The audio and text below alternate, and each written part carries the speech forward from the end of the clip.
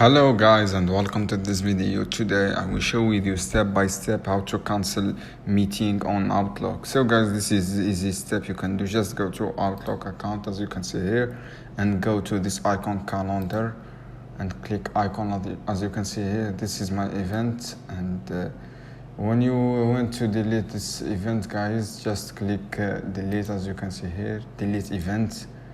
And this event was deleted successfully and was scheduled on 10th September as you can see here, and just click delete event.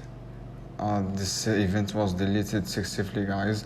I hope this video helpful for you. Then don't forget to subscribe and like guys, and share this video for more content. And any question guys down below and comment here, and I will answer your question as soon as possible. And keep watching guys. Thanks again for watching this video.